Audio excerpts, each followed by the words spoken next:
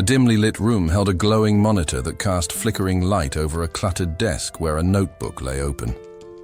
In the kitchen nearby, bowls of food sat untouched, waiting.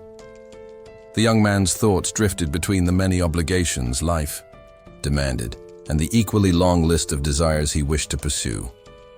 At that moment, he was engrossed in a computer game, his mind wandering to distant places. He pictured himself perched on a high cliff overlooking endless horizons, yearning for adventure and travel. Then his thoughts shifted to friends, imagining laughter-filled nights, clinking glasses, craving more moments shared with them. Softly, he envisioned holding the hand of a girl, the warmth of a date stirring a gentle smile on his lips. He pondered the frustrating limitation of being able to do only one thing at a time, remembering a long-time wish, to have not just one body, but two. Suddenly, his clone materialized beside him, confirming the fulfillment of that dream. Outside, the busy streets bustled with people going about their day.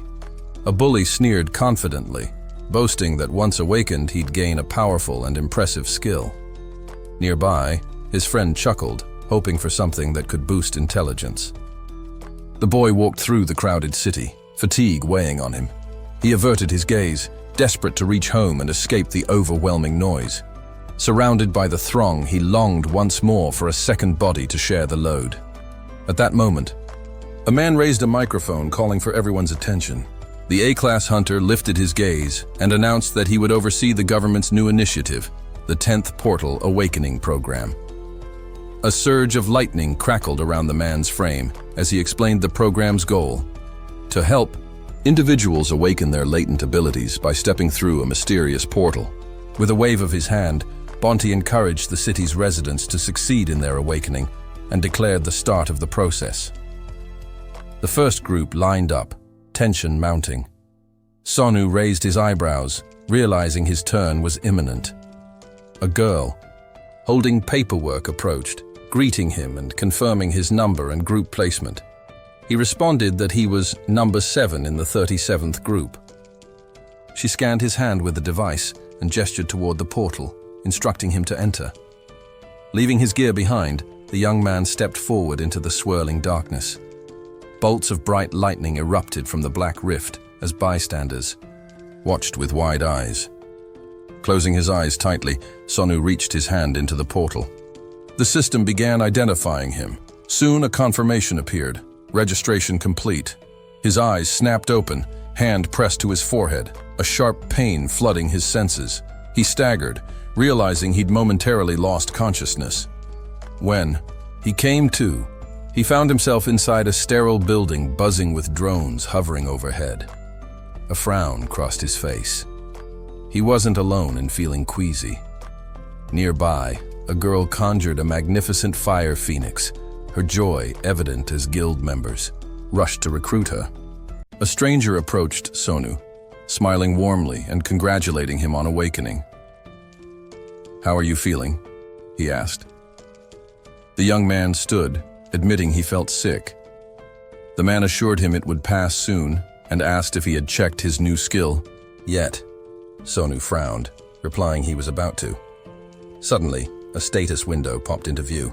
His eyes widened in surprise as he realized he had gained the cloning ability exactly as he'd hoped. He examined his stats, disappointment creeping in at how low his numbers were. Raising an eyebrow, he decided to read the skill's description carefully. The system revealed the maximum number of clones depended on his level. Currently, he could create only one. Thoughtfully scratching his chin, Sonu's jaw dropped when he read there were no special restrictions on using this skill. It could be applied to everyday tasks as well. The stranger folded his hands behind his back, sensing Sonu had finished reviewing his info. "So, how's it looking?" he asked. Sonu admitted it wasn't great. The man smiled reassuringly. "Don't be discouraged. Every newcomer starts with weak stats. What skill did you get?" When Sonu named cloning, the guild rep stared in amazement and grinned broadly. The boy blinked, confused by the reaction. Tilting his head, he asked if the skill was really that bad. The stranger explained that some only got illusion cloning, clones without bodies that couldn't interact physically. Sonu smiled to himself. His clones were different, real and tangible. Raising his hands in a calming gesture, the man said, "This was far better than awakening with no skill at all." He offered to help Sonu demonstrate the skill to nearby officials for proper evaluation. The young man looked around. A crowd had gathered. When he lifted his hand, it instantly turned to stone, drawing close scrutiny from guild representatives. Sonu frowned, feeling uneasy. He asked where the exit was, and the stranger explained that before leaving, he'd need a final scan and registration with the research team. One by one, people entered capsules surrounded by swirling white smoke. An employee sitting at a laptop confirmed Sonu's skill registration, noting a 73% chance of manifesting one or more abilities. The worker raised his eyebrows as he confirmed cloning was successfully logged, the data sent to Sonu's ID bracelet. Later, holding onto the handrails of a moving bus, Sonu glanced at his bracelet, surprised by how quickly everything had unfolded. A new wave flashed on the small screen, and he wondered what his new power truly meant. Outside, clouds drifted lazily over the city skyline. Upon arriving home, he asked if his friends had performed well during the awakening process. Multiple monitors flickered on his desk, displaying an intense battle in progress on screen. Sitting down in his chair, the awakened player placed his hands on the keyboard, eager to test something. An inventory window appeared, showing a shield description he found unimpressive. Lying back on his bed, he shrugged it off, uninterested.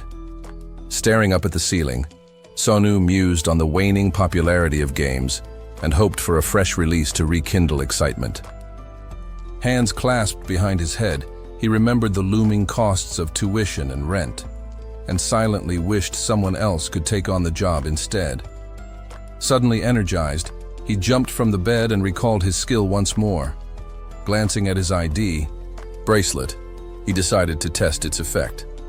Standing in the center of his room, waves of radiant light pulsed outward, wrapping his body in a shimmering aura.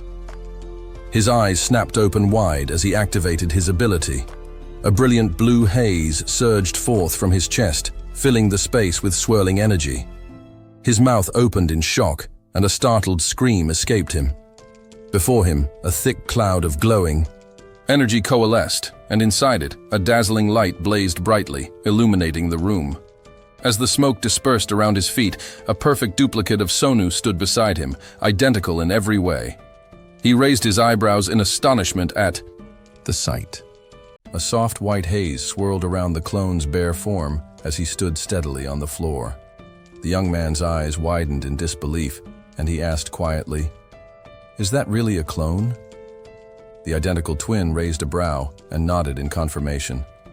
Curiosity overcame him, and he stepped closer, tentatively asking if he could touch the copy. The clone gave silent permission. Feeling a bit awkward, the student frowned nervously, realizing just how strange the situation was. To snap himself out of it, he gave himself a sharp slap across the cheek. Gathering his composure, the gamer reached out and grasped the clone's shoulder firmly. The protagonist's mouth dropped open in astonishment. This was a genuine physical body, not some mere illusion. A white mist shielded the clone's groin area, preserving modesty despite his nakedness. Sonu smiled wryly and remarked, "I should probably find you something to wear first." Nearby, a crumpled sweater lay discarded on the floor. The twin picked it up and slipped it on without hesitation. Sonu then recalled that he could actually command his double with his mind. Tentatively, he imagined telling him to sit down, and instantly, the clone obeyed, lowering himself onto a nearby chair. Grinning, the young man realized he didn't even need to vocalize commands. His thoughts alone were enough. Mentally, he ordered the devilish double to stand, and he rose immediately. Then he sat back down, repeatedly, his face glistening with sweat from exertion. The gamer scratched his chin thoughtfully, concluding that his clone possessed the same stamina he did. Just then, His phone vibrated inside his pants pocket. Pulling it out, Sonu noticed a string of messages from his comrade. A chat window popped up on the screen. Jiando was boasting about having acquired 2 hunter skills, urging Sonu to respond quickly. As Sonu typed his reply, his twin took deep breaths, trying to recover. The comrade teased, guessing Sonu must have received some lame power, and laughed. The young man frowned, annoyed, and called him a real chatterbox. Suddenly, a notification flashed before Sonu's eyes. His stamina had increased by 1,000th. Meanwhile, high atop a rooftop, George stood, his figure silhouetted against the skyline. Known as the owner of the flicker skill, he was an S-class ranker, the first ever to conquer Odin's tower, an impossible feat until now.